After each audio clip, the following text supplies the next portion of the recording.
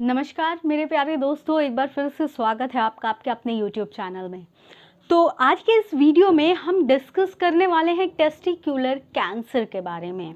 ठीक है, तो मैं आपको बता देती हूँ कि 100 में से 15 लोगों को ये शिकायत हो जाती है, क्योंकि जितने भी यूरिनरी ट्रैक्ट इन्फेक्शंस हैं या सेक्सुअली ट्रांसमिटेड इन्फेक्शंस हैं, ये अगर नहीं ट्रीट किए जाते हैं ऑन टाइम तो धीरे धीरे ये अपने आप को इस तरह से डेवलप कर लेते हैं कि they mature themselves into this form of cancer, that is testicular cancer.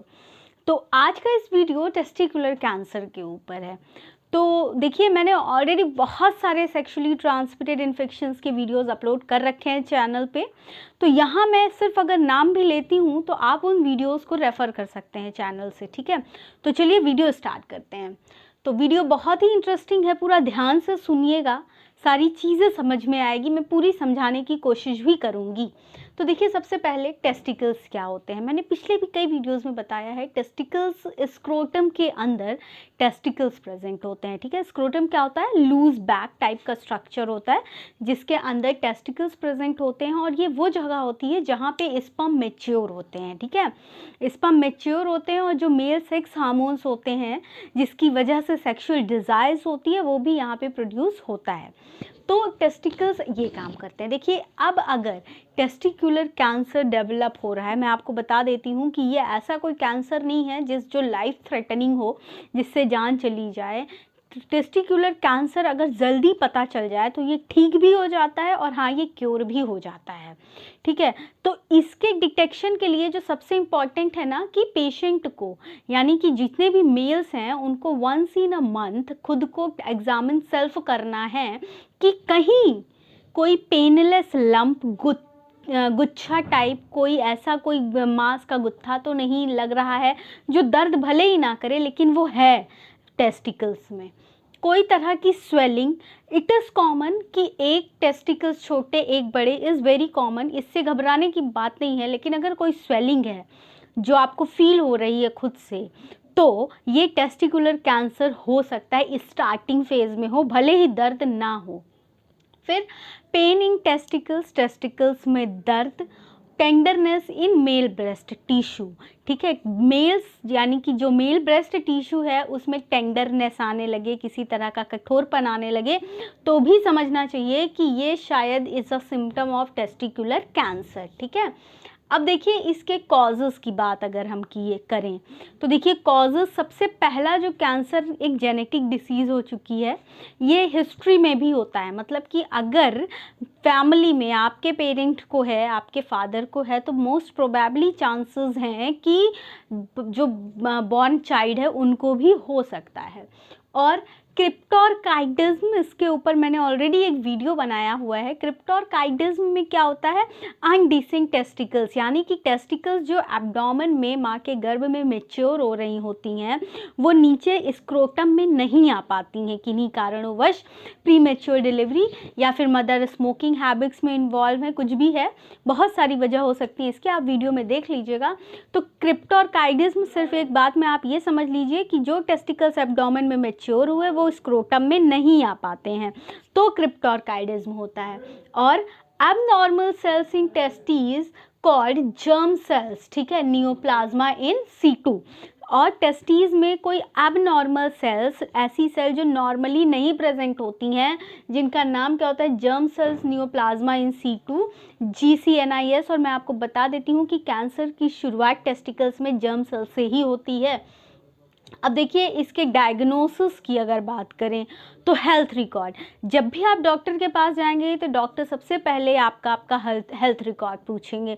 मतलब कि वो ये जानने की कोशिश करेंगे, फैमिली हिस्ट्री, कोई लम्प, कोई स्वेलिंग क्या है, कैसा है, ये सारी चीज़ें वो पूछेंगे। फिर उसके बाद फिज़िकल एग्जामिनेशन जो मैंने आपको बताया, आप खुद भी कर रहे होते हैं, हर एक महीने पे आपको करनी ही चाहिए, और डॉक्टर्स भी इसका एग्जामिन करते हैं। फिर उसके बाद टेस्टिकुलर अल्ट्रासाउंड, इससे क्या होता है कि स्क्रोटम के अंदर की क्या प्रॉब्लम है, स्क्रोटम के अंदर टेस्टिकल्स में क्या इशू है, लंप्स हैं, क्या चीज़ें हैं, ये पता चलती है। और या फिर अगर टेस्टिकल्स से निकल के मान लीजिए अब कैंसर ग्रो कर रहा है तो एब्डोमेन में पहुंचेगा, फिर चेस्ट में पहुंचेगा, तो उसके लिए क्या करवाना होगा? X ray. Most of the cases में, रेयरेस्ट ऑफ रेयर, ये रिक्वायर होता है कि एक्सरे कराना पड़े। और फिर अगर ब्रेन में अब कैंसर पहुंचने लगा है तो उस केस में एमआरआई करवानी होगी। ठीक है, डॉक्टर्स ये सारी चीज़ें सजेस्ट करते हैं डिपेंडिंग अपॉन टाइम।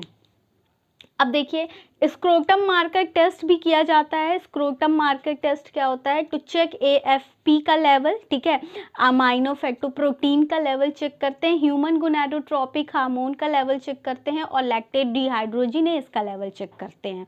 ये ट्यूमर मार्कर्स हैं जो कैंसर के दौरान बढ़ते या घटते हैं। ठीक है, आगे मैं बताऊंगी आपको कब बढ़ते हैं, किस केसेस में।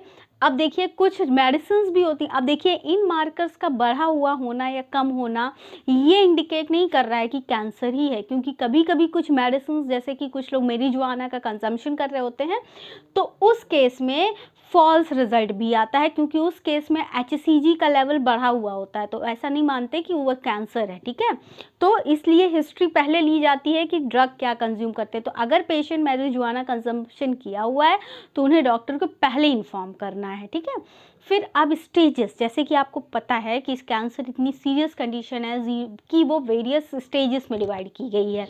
ठीक है, तो पहली स्टेज जो होती है दैट इज स्टेज 0। तो stage 0 germ cells neoplasia in situ, this is the stage 0। और ये कहाँ पाई जाती है? सेमाइनल ट्यूब्यूल्स में पाई जाती है। कहाँ पे? सेमाइनल ट्यूब्यूल्स में ये सेल्स पाई जाएंगी। फिर उसके बाद स्टेज 1 आता है। स्टेज 1 को भी further stage 1A, 1B and 1C इसमें क्लासीफाई किया गया। टी, तो इस केस में क्या होता है, जो कैंसरस सेल्स होती हैं वो टेस्टिकल्स में होती हैं, लिम्फ में नहीं पहुंची हुई होती हैं। अब लिम्फ क्या होता है? तो लिम्फ मैं आपको बता दूं फ्रेंड्स कि लिम्फ वो जगह होती है जहाँ पे लिम्फोसाइट्स विकसित होते हैं, और लिम्फोसाइट्स क्या करते हैं? बॉडी की रोग प्रतिरोधक क्षमता में मदद करते हैं, बीमारियों से लड़ने में सहायता करते हैं। ठीक है, basically B lymphocytes and T lymphocytes T thymus region में मैच्योर होती है, बी बोन मैरो में मैच्योर होती हैं। ठीक है, तो लिम्फ वो जगह होती है। फिर स्टेज 2 भी फर्दर सब डिवाइडेड है 2A, 2B एंड 2C में। तो देखिए क्या होता है कि अब इस कंडीशन में सेकेंड स्टेज में कैंसर कहाँ पहुंच चुका होता है? स्प्रेड टू 1 और मोर लिम्फ नोड्स। हो सकता है एक लिम्फ नोड्स में हो और एक से ज़्यादा लिम्फ नोड्स में भी पहुंच चुका हुआ होता है। ठीक है, फिर स्टेज 3, 2 इसको भी फर्दर ABC। अब स्टेज 3 में कैंसर कहाँ पहुँच चुका है? एब्डोमेन में पहुँच चुका है या उससे ऊपर भी पहुँच चुका होता है। ठीक है, मतलब लिम्फ नोड से आगे बात बढ़ चुकी होती है। तो आप देख रहे हैं ना, इसीलिए एब्डोमेन का भी एक्सरे, चेस्ट का एक्सरे, फिर अगर ब्रेन में पहुँच चुका है तो MRI, डॉक्टर्स को अगर ऐसा लगा तो MRI के चांसेस। ठीक है, अब देखिए, मैंने आपको पहले बताया कि most cancer start in germ cells. ठीक है, male sperm known as germ cell tumours. ठीक है, तो बहुत सारे कैंसर्स जो हैं वो जर्म सेल्स में बनते हैं। ठीक है, जर्म सेल्स क्या होते हैं? जर्म सेल्स वो सेल्स होते हैं जो स्पर्म का फॉर्मेशन करते हैं। क्या करते हैं? स्पर्म का फॉर्मेशन। तो मोस्ट ऑफ द जो कैंसर्स होते हैं वो वहाँ विकसित होते हैं जहाँ स्पर्म का फॉर्मेशन होता है, दैट इज जर्म सेल्स में। उस बेसिस पे ये 2 तरह के होते हैं, सेमिनोमा एंड नॉन सेमिनोमा। तो सेमिनोमा क्या होता है? सेमिनोमा जो होता है, ये ऐसे जो ट्यूमर होते हैं, ऐसे जो सेल्स होते हैं, ये धीरे धीरे बढ़ते हैं। ठीक है, और कीमोथेरेपी और रेडियोथेरेपी के लिए ये सेल्स अच्छा रिएक्शन देते हैं, और इसमें क्या होता है? HCG लेवल जो है वो बढ़ जाता है, और AFP लेवल यानी अमाइनो फैक्टोप्रोटीन के लेवल पे कोई फ़र्क नहीं पड़ता। सिर्फ HCG यानी कि ह्यूमन गोनाडोट्रोपिन जो होता है, कॉर्टिकोगोनाडोट्रोपिन, इसका लेवल बढ़ा हुआ होता है। ठीक है, तो ये एक होता है सेमिनोमा। तो इसीलिए मैंने आपको पहले ही बताया कि अगर HCG बढ़ा हुआ है तो हमेशा कैंसर नहीं मानेंगे, क्योंकि मैंने पहले बताया था जो पेशेंट मेरिजुआना कंज्यूम करते हैं उनमें भी HCG लेवल बढ़ जाता है। ठीक है, तो बाकी ट्यूमर मार्कर्स भी चेक करने होते हैं। HCG लेवल बढ़ता है लेकिन बाकी AFP लेवल पे कोई फ़र्क नहीं आता है, तो वो सेमिनोमा है। फिर नॉन सेमिनोमा, ऐसे जो सेल्स होते हैं, ऐसे जो ट्यूमर्स होते हैं, ये बहुत तेज़ी से बढ़ते हैं, अपने आप को बहुत तेज़ी से मल्टीप्लाई करते हैं और क्या करते हैं, इनको कीमोथेरेपी और रेडियोथेरेपी के लिए वो उतना अच्छा रिस्पॉन्स भी नहीं देते हैं, ठीक है। और इस कंडीशन में HCG और AFP दोनों ही ट्यूमर मार्कर्स हैं, इनके लेवल क्या होते हैं, बढ़े हुए होते हैं। ट्यूमर मार्कर्स में क्यों कह रही हूँ, मार्कर शब्द मतलब कि इससे हम ये पता कर सकते हैं कि ट्यूमर है, ठीक है। फिर ये समटाइम सर्जरी इज़ रिक्वायर्ड। अब भाई कीमो के लिए भी नहीं रिस्पॉन्स करेंगे, रेडियो के लिए भी नहीं करेंगे, तो सर्जरी ही इसका ऑप्शन बचता है, सर्जरी चाहिए होती है, ठीक है। फिर अब हम बात कर लेते हैं ट्रीटमेंट की।